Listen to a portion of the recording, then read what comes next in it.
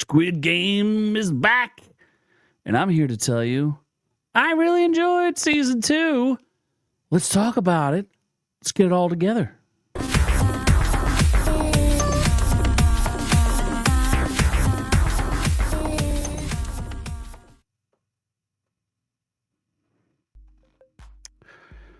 That's right, friends. I am the man you may know as E from Our Reviews Will Kill You. And if you'd like to support us, remember, like, subscribe. I always forget to by the end of the video.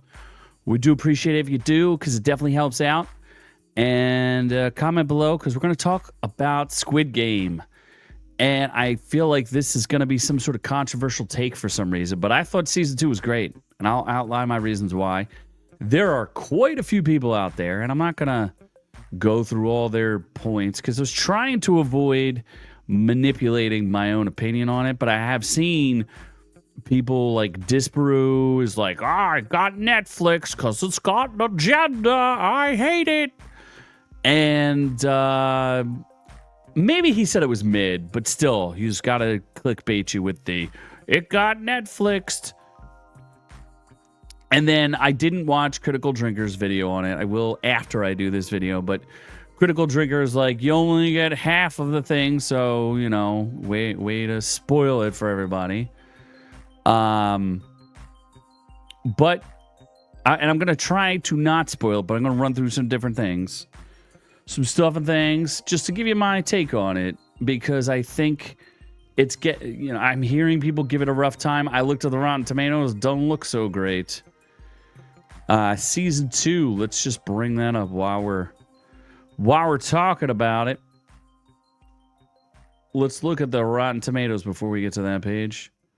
64% by the fans. They don't like it. Some of them don't like it.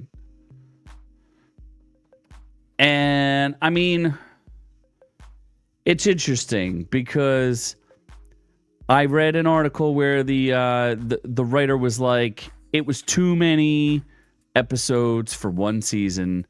I had to split it into 2.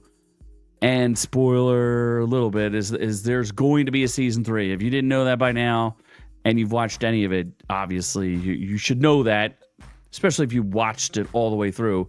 You're going to see that it said this isn't the end, but it's going to end with season 3.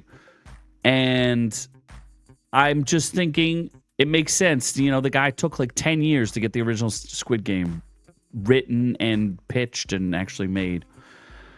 And then he has an idea for another season, but it's too big and he wants to end all of the arcs that he has out there. This isn't like normal Western TV, folks. He's not going to milk it for everything that it's worth. He's going to try to give you a definitive conclusion, which I think you should appreciate.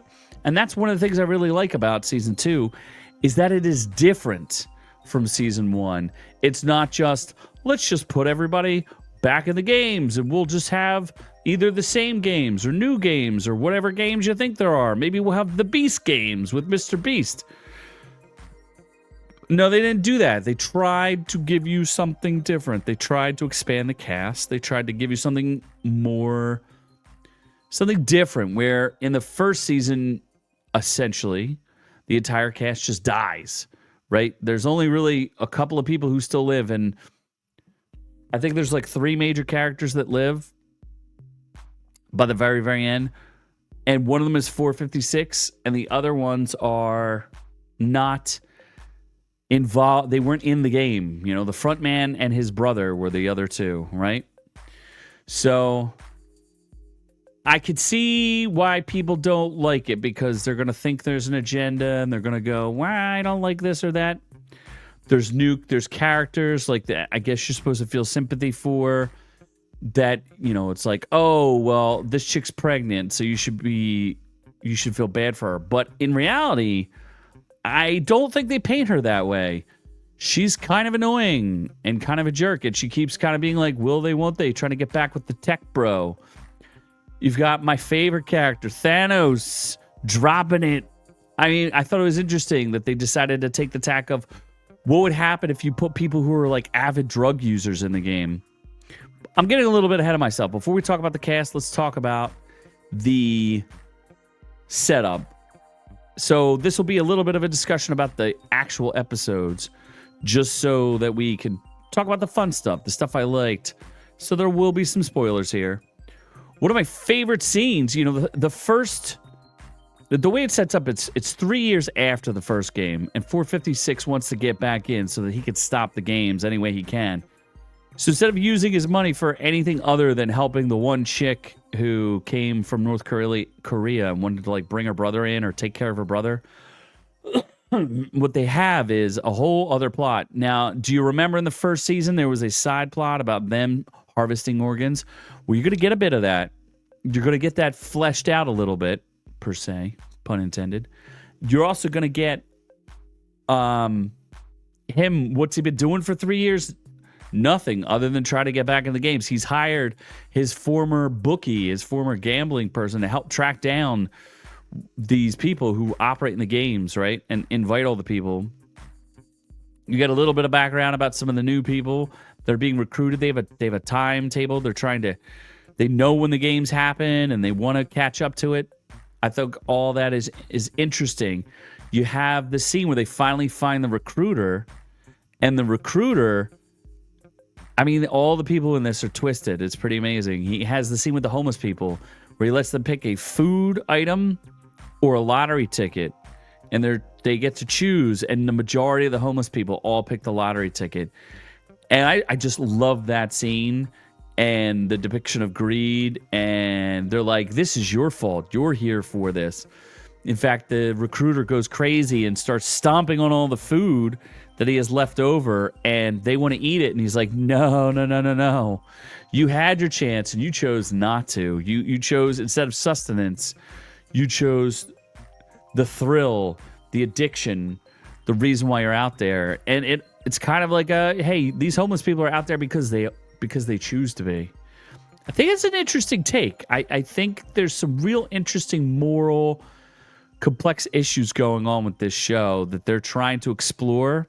I don't know that they're trying to make a statement about anything, because a lot of people were like, oh, well, this is a statement about communism, or it's a statement about capitalism. I really think it's just exploring people, which I find to be fascinating. And then you have, you know, the people that 456 hired, and he brings in these guys, and they finally hunt down the recruiter, and then they get into the game of Russian roulette with him.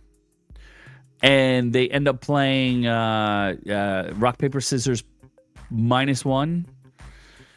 And I thought that was a brilliant scene, so tense, such a sad scene. I think those things are just very interesting, because the show doesn't really feel like it starts until it gets into the games, which is what you're anticipating. The writer of the show knows you're anticipating that he's going to bring you back into the games, but he makes you wait 2 episodes, and he gives you a little bit of an idea of what's going on outside. People, you know, the way that people operate, people sacrificing themselves, or will they or won't they? And then finally you get into the games where after winning a game of Russian roulette, 450 against the recruiter, 456 gets back in and convinces the front man to let him in after they try to capture the front man, which they were unable to do because he recruited a whole bunch of military guys now. In the meantime, the cop from the first season has been on a boat trying to figure everything out, and he's been taking out this sea captain who found him alive. Well, maybe that was not such a mystery as to what happened there. How he magically found was magically picked up on the edge of this island, and the sea captain doesn't know where he is. Thought that was real good too. And then you get to the characters who are actually in the game. And of course, people are going to whine a little bit because there's a trans character. And guess what? And the trans character is a former military person, which is not as uncommon as you think. There are trans American Navy SEALs. And I'm not defending it one way or the other. They just exist, and it's okay. And people are like, oh, of course there's a trans person who's, of course it's Netflix, and of course they're a bestest ever, and they're a military person. I mean, it happens. And you know what? Maybe they're degenerates too that want to play in the game, because that character's not the bestest ever. That character votes several times to continue the games and keep getting people killed to increase the jackpot. Not the greatest person ever, you know what I mean? Like, all of these people are morally ambiguous, and that's kind of the point of it. And the only reason why 456 is no longer morally ambiguous, and he finally explains his motivation, where he doesn't want to, he feels like every penny he spends from that money is blood money, because he remembers the faces of all the people who died to provide him with that money, and he just doesn't feel like it's right, and that people shouldn't be treated. They shouldn't take advantage of these people who are desperate, because he knew what it was like to be that desperate, and the things that he was willing to do to survive and to win the game. And he just thinks that there's no place on this earth for these games, and that's his entire focus. He's solely focused on destroying the games. Fascinating. Just like they installed new rules. The new rules are cool, where you can vote. And I know there's a lot of talking, and I know there's a lot of voting, but all the voting is fascinating. I know it's a little, not on the nose, but like they all dropped to 50-50 or whatever. I just think the way they handled it was really great. I really enjoyed that part. I really enjoyed the plan towards the end that they came up with. I thought that was fascinating. The greatest twist, one of the greatest twists, and again, spoilers, sorry folks, is 001. Putting the front man in the games. Oh, I love it. I love the character so much. Just like I love Thanos. I love these new exotic characters. They're so different. You know, how would drug addicts react to be in the game?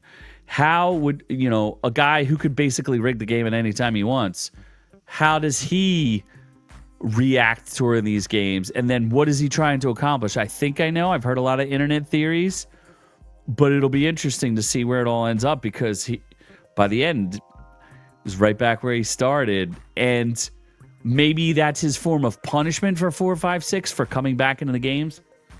There is something where he feels like 456 almost killed him, so there's a lot to it. I'm extremely excited for season 3, and I think that it's fascinating. And I love the study of the humanity. There's the guy who pretended he might have been a Marine, but he completely collapses under pressure. He gets PTSD and he can't operate anymore. He either was a Marine who. Or not a Marine, but he's a soldier, but maybe he never actually was like an actual soldier. Maybe he was just a backline guy. He was just support, right? And I thought all the characters are super well thought out. They're not just one-dimensional. Really enjoyed it. I like it a lot. I'm sure there are problems that people could see. My nose is super itchy. But let me know what you guys think, because I'd be curious to have a debate, because so many people have been like I said, there's a lot of criticism out there. And of course, you only get one half of it.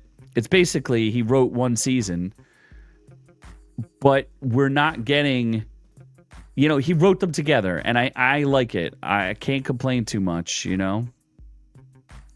Let's just go quickly through this article where it's the specific date of June 27th, 2025 is when the last season comes out. I'm surprised they've never done an American adaptation of it. I think that would be kind of interesting, because I think the American take would be much different. Although Mr. Beast seems to be trying to replicate it right now. And it seems like the American take is a lot more crying than this. And it's a big hit. Season 2 opens up with 68 million views. Netflix's biggest TV debut ever. And I guess people are just disappointed because the first 2 episodes, it does take a long time to get back to what you want as a psychological thing, and to get back to the games. But I really did, while it was a little slow at parts, I did like the setup. I like that. It was very similar to the first season, but in this case, that you got the moral commentary with the homeless people and the Russian roulette and all that. So there is things to look at there. So let me know what you guys think in the comments below. Which way do you go? Are you happy about this? Are you sad about it? Did you want it to go for more than 3 seasons? I think that's perfect. Let's get 3 seasons. Let's see what happens. Hey, you could start it all over again with a completely new Squid Game, with a completely new set of characters that do things completely different, because I think it's a character study. So, again, good stuff. Good new games. I like the game where they sing that song and they spin around on the thing and they have to get in the rooms. That was fun and exciting. So, oh, and I thought the gun stuff. Last point I wanted to make. The gun stuff in the first season, apparently there wasn't a gun on set as far as like when they shoot in Korea, there's no guns. I don't know how they did it, but the guns in this one look real and they look like they're doing real things with them. So they pay a lot more. And the other thing I want to point out, last thing, I promise, the budget. It's like $21 million to make the show and it's a giant hit. Hey, Hollywood, can you watch what Korea's doing? Watch what Japan's doing? You can make these things without ridiculous budgets. The Accolade had like an over $200 million budget and it was crap. And this is fantastic. At least it's well thought out. Whether or not you like it because it didn't go back in the games or not, you can't really say it was poorly written. I've seen a couple reviews on here that people are saying that it's poorly written, but I think you don't understand the nuance of Korean culture either. There are some nuances that you just won't understand. So as an American, you're just going to have to deal with it, that you don't understand it. It's okay, people. I loved it. Thought it was great. Can't wait for more. Very excited. Again, thank you for watching the video. I do appreciate it. And like, subscribe. We do have a full-length audio podcast you could check out. We live stream it Friday nights. Listen to it anytime you want. Get it on iTunes. And you could also join the channel for exclusive videos. We do appreciate it. I love all y'all. Thank you so much for listening. I do appreciate it. But I'm on to the next one. Thanks for catching the video. Be sure to join our channel to get the education you deserve. Make sure you check out our shorts, live streams, and catch us on all the socials. Don't forget to like and subscribe.